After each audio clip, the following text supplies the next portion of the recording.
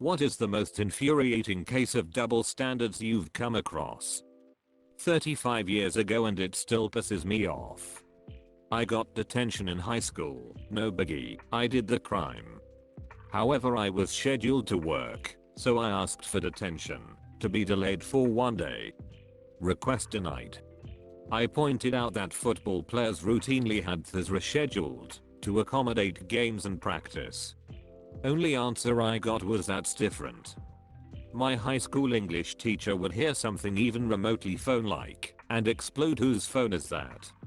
If no one answered right away, I would pace the desks, and if anyone acted suspicious, she would have them empty their pockets, bags, etc. on the desk. If there was a phone, she confiscated it. If there were any red notifications, she would read them aloud. But, every now and again, she would do her whole explosion, then glance down, and giggle and say, "Oh, it's my phone," and then text away. Also, she was a terrible English teacher. One of the regional managers goes to state prison for over a year for Dewey. If you know anything about Texas Dewey laws, that means he got caught multiple times. Comes out of prison, immediately transferred to corporate, and made a director. Brand new employee is rear-ended in stop/go traffic on the highway. No injuries, but forced to take a drug test. Fails for weed, immediately fired. For purposes of this story, I have 2 little brothers. They do not share mothers. We were eating breakfast with the mother of one of them. The other one is a picky eater. He has issues with texture, but he never complains, just powers through as best he can. She got up to get coffee, and they traded plates. Her BO son had almost cleaned his, and her stepson had eaten about half, before the trade. Then they both got up, and took their plates to her like they'd finished, and she accepted them both as done. You see, when her BO son says he's full, she believes him. When her stepson says he's full, she doesn't. So they made it look like the step had eaten more, because they knew the BO's plate would be accepted in any condition. I never told them that I know they did this, and probably have for a while, but I love that they figured a way around her double standards. Most male bathrooms don't have baby changing stations. Does anyone have a link to the story of a guy whose child almost got kidnapped? It was a story where a man was waiting for his wife outside a store with their child in a stroller. A woman just walks up, screams that he's kidnapping her child, grabs the stroller, and calmly walks off. The man got tackled and beat by everyone there, to the point of having broken ribs, and all the while he was screaming that the baby was his and she was the kidnapper. It was only stopped because the wife came out and confronted the woman, who just calmly let go of the stroller and walked off without anyone stopping her. When the police got there, the husband was reprimanded for looking suspicious. When I was a school nurse, I was always alone with whatever children needed assistance, even after I would ask for help. New male school nurse started, all of a sudden 3 other people are available just to watch him. I felt terrible for the guy, but literally no one trusted him with the diabetic kid or the kid with the trach alone. Oh, he can't be alone. But me, a woman, was never questioned. Double standards abound. A girl I dated in high school would often vent to me about her friends' boyfriends doing the same things she would do to me. For example, we'd see each other every weekend. She wanted to see me more often, but we lived 40 minutes from each other. Gas was expensive, I was broke, and I had homework and extracurriculars, so I was busy during the week. She got mad and angrily told me to let her know when I cared enough to pencil her into my calendar. Not too much later, she was on the phone with me, telling me how her friend's boyfriend said the same thing to her friend, and what an asshole he was for it. When I called her out, she just made up some crap about how our situation was different. I went to a small Bible college, where we had to sign a contract promising not to drink or have premarital sex while enrolled there. At one point a couple was caught having sex. The guy was put on some sort of light probation. Of course he was still able to play on the school's basketball team, and the girl was immediately expelled. In work, if I'm 5 minutes late they will certainly let me know about it. But if I stay behind 15 minutes later than my finish, not even a mention. Me and a classmate wrote the same answer with different wordings in a test. My classmate got the answer marked wrong. Luckily, because I'm her favorite, I don't enjoy it, I was able to negotiate with her, and she changed the mark. Although it's still infuriating that it actually happened in the first place, and yes, she didn't like him at the time. If there's any issue big or small at daycare or school, they call the mom first.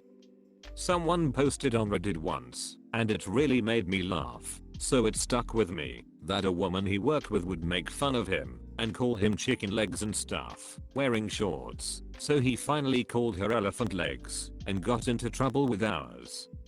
We had a really expensive camping trip in middle school. Get to this place and the girls' rooms are in camp, thick clay walls, fridges, plugs. Totally fucking decked out. The boys' cabins? A 15-minute walk away from the main place, and right next to a dam. The walls were cardboard and the place had more holes than a block of Swiss cheese. I still feel robbed. When we bought our house, my wife set up all the utilities. I'm on the spectrum. I really hate dealing with that stuff. Bills, money. I go to work and earn the money. She does the budgeting and makes sure everything gets paid. It's crazy to me how often a company will have to have me get on the phone to make a change or whatever on an account that she set up. I'm the husband, so I must be in charge of the finances. School always calls me the mom. Teachers always call me the mom. When I changed the primary number to my husband's number, they were confused that he picked up and asked him to verify my number for future reference. They never bother or ask or complain to my husband, only me the mom. Middle-aged woman I used to work with was always complaining about her son-in-law, and one day she was complaining to me and saying how he doesn't clean her daughter's car off when it snows, and that is something the man should be doing, and I responded with sure, but how would you feel if you said the same thing about dishes and being something the woman should do? She paused and then said she never thought of it that way, lol. When I was a sophomore, a group of freshman girls all decided to go around racking guys because they thought the reactions were hysterical. I made it very clear, if any of them did that to me, I would slap the shit out of them. Lo and behold, after several other guys were hit and nothing done, one of them surprised me in the hallway and racked me. I promptly slapped her across the face and was sent to the principal's office by a female teacher who witnessed the whole thing. Thankfully, the principal was more understanding and just sent me back to class. Still, whole thing pisses me off over a decade later. Eater, when I say racking, I mean slapping or otherwise hitting someone in the testicles for no other purpose than to cause pain. Probably known under many different phrases or names, but that is what we know it as where I grew up in Texas. Also sack tap, but racking was the phrase that first came to mind. My mom gets mad at me for being at home all the time and never going over to friends' houses and stuff. I get a girlfriend and a job, so now I'm never home, and she gets pissed off about it. When my wife puts anything anywhere, it is the place of the thing. If I put anything anywhere, why do I not clean up after myself? Drugs. Just depends if you are rich or poor when you get caught. When I passed my driving test, I had about 3 years no claims bonus with motorbikes that no insurer would let me use for a car. I guess it makes some amount of sense because they are different vehicles of different sizes with different risks. What makes absolutely no sense is how having my motorbike stolen should negatively impact my premiums for car insurance when the difference in stealing a bike vs a car is vastly different, and I was living at a completely different address in another city. Yet I'm still forced to pay increased premiums for 5 years if having a bike stolen is relevant to increasing car insurance premiums. How is riding one safely for 3 years not relevant to reducing them? Insurance is a fucking racket. My brother can't stay overnight at his girlfriend's house for a week But when I hang out at my boyfriend's house the whole day for 3 days straight, he works far away, and he rarely comes home, my mom gets super mad. I don't even attempt to stay overnight. Obviously, I'm a girl. I've heard many stories about men getting judged, shamed, bullied and abused for going into unisex parent rooms to change their kid. As if they aren't allowed to provide a basic need for their child in a space meant for both men and women. Got written up for wearing nice shorts to work. In an id position. No customer facing roles at all.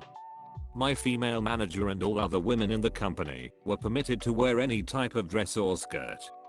My manager always wore her athletic skirt she worked out in. It was less than knee length. Fuck you Black Hills energy. A couple of popular girls from my school used to heavily bully unpopular boys from the same school. They'd message them as if they were interested in making out and arrange to meet. Then, they'd beat the shit out of the poor boy and pole him, meaning 4 girls would grab the boy by his limbs, open his legs and run him into a pole. They were 18 years old at the time and typically did this to younger boys, around 16. Imagine the gender roles were reversed here. When I was about 16, my dad, a Baptist missionary pastor, once preached a 2-hour sermon on the perils of pornography and how absolutely evil it was. Gotta save yourself for marriage, etc. He had also beaten the shit out of me for catching me with porn a couple months prior. That same night, when we got home from church, he asked me to bring him his phone that he'd left in the car. I opened it to find months of daily porn watching in his internet history. Mayo had an opportunity to go to Montreal on a work trip. It was supposed to be a reward for those employees who had just finished a major project. My boss calls me into her office and tells me she knows I played the biggest role in the project on the team, but that she's sending our female summer student, who hardly touched the project, instead because we needed to show company diversity at the conference and there were too many males going. When my dad lit up cigarette hash 2 of 3 during a 20-minute talk about the dangers of smoking and how he'd kick my butt if I ever started. Meanwhile, I had asthma and chronic bronchitis from all the second-hand smoke in the house. It's considered kind and noble to put down a pet that is old and suffering, even if you can't really tell how they are feeling or coping. But if someone is suffering majorly and in pain and at the end of their life and is fully communicating, they still can't give you permission to go forward with euthanasia. Male R**PE is played for laughs in comedy. My old friend's mom flipped out at me whenever I swore. Even something like damn or ass. Meanwhile, because it was her house, she said fuck and shit probably 1,000 times a day. There was a girl that kept putting her hands on me. Every day she would try to touch my balls, grab my ass, slap my ass, etc. I've tried talking to my friends and my teacher that we weren't together, and she's making me uncomfortable. With many of my classmates Povers evidence, the teachers just gave her a stern talking to, but she later continued her harassment. Everyone knew I was being harassed, so I decided to give her a taste of her own medicine. After she decided to slap my ass the nth time, I turned around and slapped hers. Needless to say, I was tackled to the floor and was bogged down by the other girls. I explained to said teachers about the many times they witnessed me being harassed by her and did nothing about it. This one time, I placed myself as the harasser and now suddenly they care.